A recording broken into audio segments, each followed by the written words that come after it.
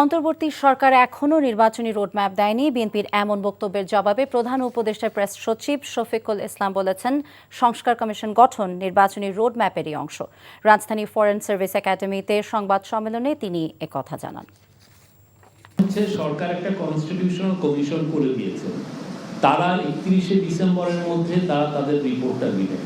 সেই রিপোর্টটা দিয়ে সরকার বাংলাদেশের সমস্ত পলিটিক্যাল পার্টির সাথে কথা বলবে। আমরা পলিটিক্যাল পার্টিদেরকে বলি তারা আমাদের অংশীদার।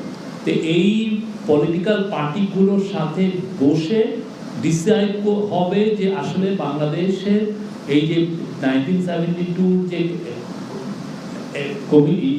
কনস্টিটিউশন হয়েছে সেটা অ্যামেন্ডমেন্ট হবে না কি হবে সেটা ওরা ডিসাইড করবে। টাকা চুরির জন্য যদি আমার গলায় জুতার মালা পরাইতে হয়, তাহলে আমার শালীর সাথে প্রতারণা করার জন্য তোর ফাঁসি হবে। দুলা ভাই, আপনার তো ঘর জামাই বইলা একটা পরিচয় আছে, আমার তো তাও নাই।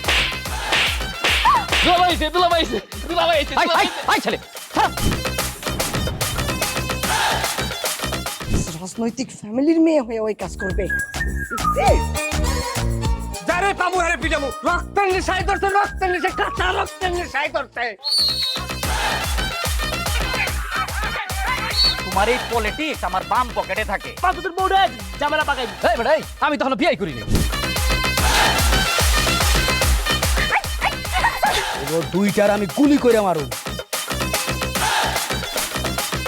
মাসুদরা কোনোদিন ভালো হয় না। আপনার পোশাক আশাক দেখে কিন্তু আপনার তালুকদার বংশের লোক মনে হয় না আব্বা, আপনার মনে হয় যে আপনি ফকির বংশের লোক।